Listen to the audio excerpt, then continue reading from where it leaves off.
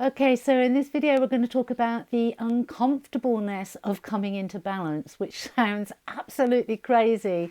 And it's been an interesting aspect, which I thought I would get on and do a little video about because I know there's a lot of people that kind of started the same time as me, and obviously we all heal and work through our energies at different speeds because we've had different life experiences. But it's been interesting, so let's get into it.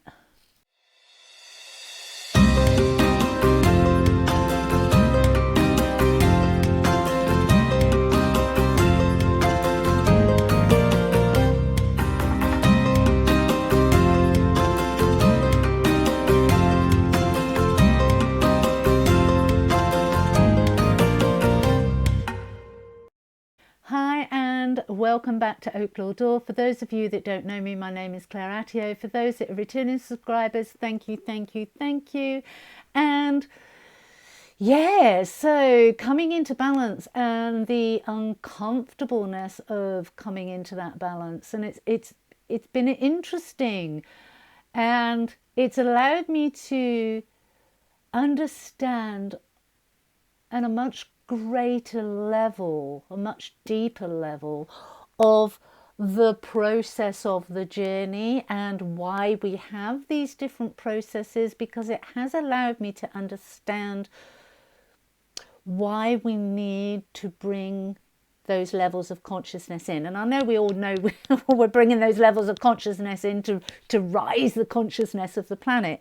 But there's, on a personal level, when we start to come into balance with the divine masculine and the divine feminine, or the divine feminine with the divine masculine, when we embody and balance those two aspects of ourselves, it's that pendulum movement as we're doing it, as we go on the healing journey. So when we begin, we kind of flip from one to the other, and the more healing we do, the less the pendulum swings until we come into balance. And it's that self-awareness and the ability to be introspective, because those are massive parts of the healing journey. It's the ability to acknowledge that, because when we're first on that healing journey and we're swinging, we're so focused on the healing that we want to do. And when you get into family dysfunction, when you start going into the inner child, there are periods of time where you're processing negative emotions, even if you've not had what we term is conventional trauma, heavy trauma. Even the smaller traumatic aspects of healing the inner child can make you experience emotions of anger, frustration, disbelief. And these are all quite negative emotions that we have to trudge through, work through. And in that period of healing, because we're still healing, we can still project. And in that projection, we then inevitably can start another cycle of what I call ping pong, because we're projecting, and obviously who we're projecting that to then kind of throws it back at us, and we catch it, and we're like, me, I don't like this, I'll throw it back again. And so it's learning, part of the healing process is learning to step away from that, to acknowledge, to take off the rose-colored glasses and acknowledge, okay, this is how I felt, this is how that person made me feel, but did they make me feel it, or did I allow myself to feel that because of a belief and a program or a value that I had learnt that I was running, that didn't support who I am and who I want to be? And so that's where and you get fed up with me saying this, the accountability and the responsibility comes in. And when we can actually take that on board because of our introspection and our desire to be honest with ourselves, to really understand what's going on, we can then, that pendulum doesn't swing so fast because we're not kind of going into those negative aspects, and we're not throwing them back. We're able to be more reflective and introspective and go, okay, well, yes, that did happen. No, that wasn't correct. But that was their perception because they haven't done any healing there. They haven't had the opportunities that we have had. And I've said this time and time again, with every generation there is greater growth. And when we're on that healing journey, it's really important to remember that the past generations, whether that be an older sibling or whether that be a family member, your parents or guardians, or whether that be an aunt or an uncle, or whether that be grandparents, we need to remember that each time we go back, there would have been less and less understanding. There's been more and more growth. And so rather than playing the blame game, it's better to go, that was dysfunctional. That has meant that I have developed X, Y, and Z program, belief, value that is dysfunctional in my life. I am going to work to change that. But you don't go back and beat them with a stick.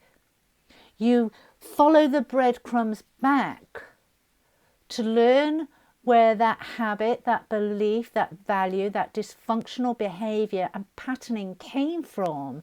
But we don't do it to beat with a stick. But while we're feeling, when we first start that healing journey and we're feeling those yucky energies, we instantly go back into the programmed patterning of projection.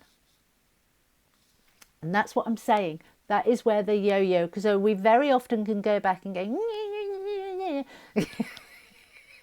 and it's really quite, it is challenging. It's very challenging for unsuspecting family members that are not on their healing journey. It's challenging because very often a lot of what they've done from a place of love, but not from a place of higher understanding. Now, that's not to say that they're not intelligent people. It just means that they've not been on the same journey as you, or they've not started that journey, whatever the reason is. And so you have that uncomfortableness then. And then as you move further down and you stop that pendulum, it's then being mindful and introspective of yourself. And that's when it gets really challenging, because as you start to come into balance, it's very easy to become your own worst critic. And in that, you can delay yourself, you can block yourself by being excessively critical of yourself in those moments of reflection. And this is when we need to take a breath, take a step back and go, okay, would I talk to my dearest friend like that? How would I feel if I heard somebody saying that to somebody else? And you would be appalled, and you could see all the loopholes, and you would easily be able to see all the dysfunctional beliefs and values that could arise from that one given negative inner talk. Would it have been said out loud? And you understand that those frequencies are actually manifesting, because if you're coming into balance, you're already manifesting really fast. And this is why it gets uncomfortable, because you really slow down. And I know a lot of people have said to me, and even myself, when I'm kind of watching, you know, doing the editing on the video, so I'm watching myself, I kind of like, oh, that's really slow. But it's that learning to slow down so that you can be mindful with the language that you're using. Now, sometimes I slow down because my brain just isn't functioning as well that day. I'm having a a malfunction trying to find the right words, or I'm connecting with divine so that I can, and I give that a bit of space for that to drop down in. Other times I've slowed down because I want to be really mindful about the words that I'm using, because when you start to come into balance, your words are alchemy. They are pure alchemy. And so it's really important to ensure that your thoughts align with what you're trying to create, what you're wanting to anchor in this world, what legacy you're wanting to leave, what you're trying to achieve, what is part of your mission, what is part of your purpose. And let's not forget the biggest part of our purpose, or the part of our purpose. We all have different thoughts around this, and you honor what's correct for you, but it's that being your true authentic self, stepping into that in a greater way, day after day after day after day, and following the guidance of divine, whether that is the universe, whether that is Allah, whether that is God, whatever your belief systems have you walking your truth.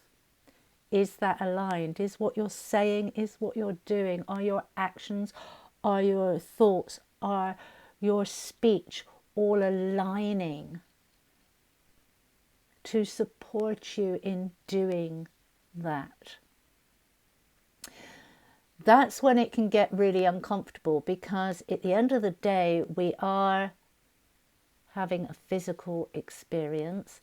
And in that physical experience, and in that learning, and in that evolving, and in that ascension, we sometimes fall back into old habits and patterns. If we're tired, if we've allowed ourselves to eat with processed foods, if we've been out and had a drink, if there could be a million different paradigms where we haven't fully nurtured ourselves, and in that not nurturing ourselves, in not keeping keeping everything, mind, body, spirit, in tip-top condition, we can quite easily fall back into those old habits and programs. Let's be honest, society is set up that wants to keep us in those old programs and that paradigm, because then we're malleable, then we can be steered. When we're stood in our own soul sovereignty, nobody can steer us, nobody can kind of come and push us over. We're like an old oak tree with our roots running deep, and we bend with the wind. We may lose a few leaves, we may even lose a branch or two if there was a big hurricane, but we stand firm. And it can be really uncomfortable, and it can be really uncomfortable. I think the hardest uncomfortability that I have actually found is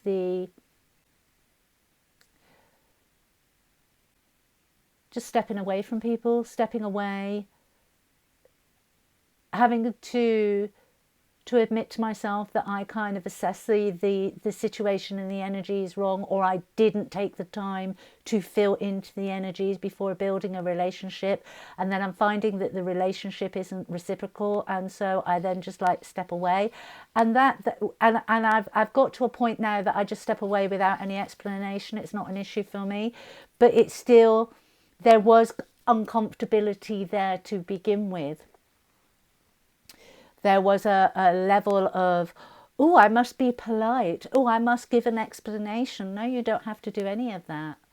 You don't, that is how society, now you don't be rude and you don't send that person any ill intent, but you don't have to, you don't have to be part of that if it doesn't resonate. You have the right to just step away. Now, there will be other times where you need to step away, but you feel like you need to give an explanation, and that's absolutely fine as well. But check in with yourself. Why are you feeling you need to give an explanation?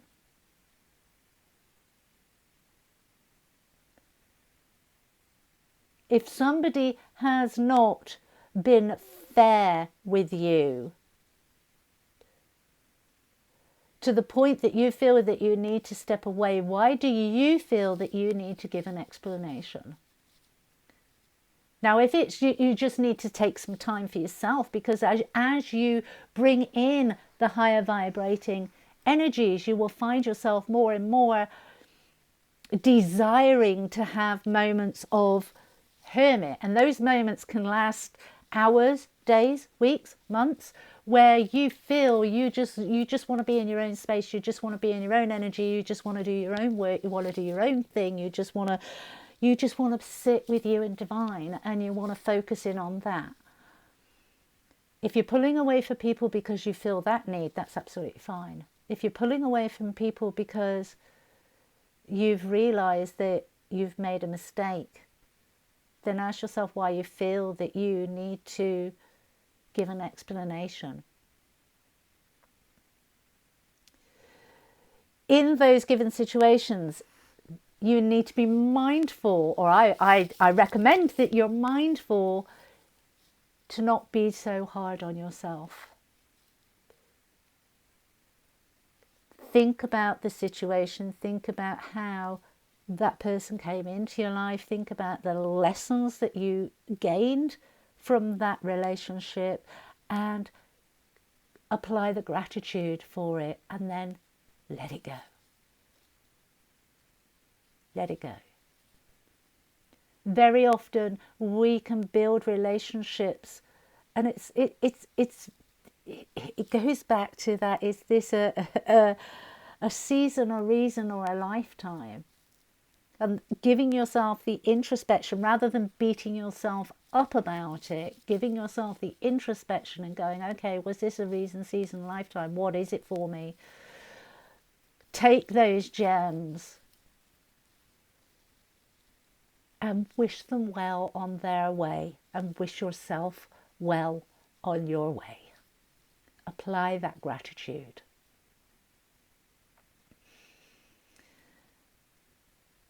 Don't get too hung up on that uncomfortability, because what you will actually see as you start to come into balance is you will see traits within yourself that you think, oh, I don't like that. It's that going deep, bringing it to the surface. It's about loving unconditionally every aspect of yourself. And as you're coming into balance, if you've always been a giver, so I'm in a female body, I identify as a female, I identify as a woman. I have most of my life embodied the feminine energy to my detriment, because it meant that I was an overgiver, I was a people pleaser, I was very much the one that always did the compromising. And so bringing in my divine masculine within me and going no, and saying no for me to begin with was really, really hard. The only time I could say no was if I got angry. But what I do with that, because I knew I wanted to say no, is I didn't make up a story. I pull up, I dredge up, and this is where the drama gets built, because I dredge up all the things in the past so that I could build the Noom energy within me, which is the fire energy within us, okay? I build that up so I could then go, no.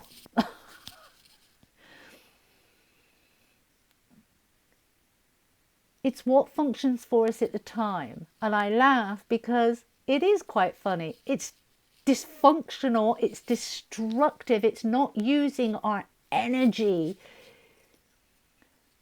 with clarity and with grace, but it's where I was, and I'm honoring where I was, and now I'm honoring where I am. And sometimes now where I am is that masculine within me can be really quite abrupt.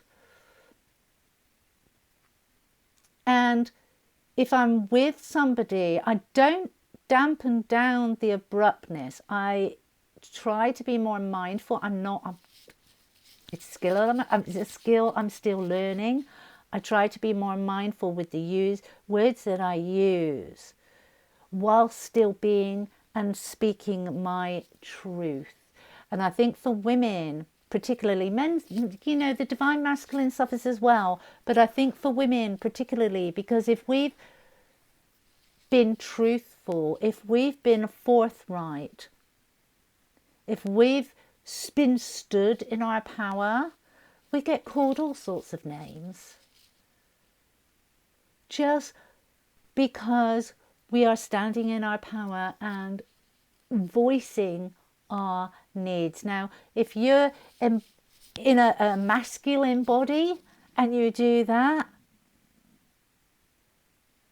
you're looked upon and thought of as somebody who is dynamic and forthright and know what they want.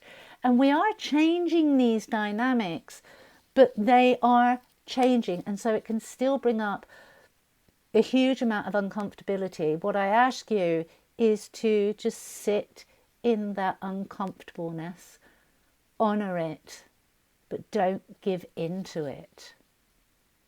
And so I hope this has helped. If you have not yet subscribed, please subscribe.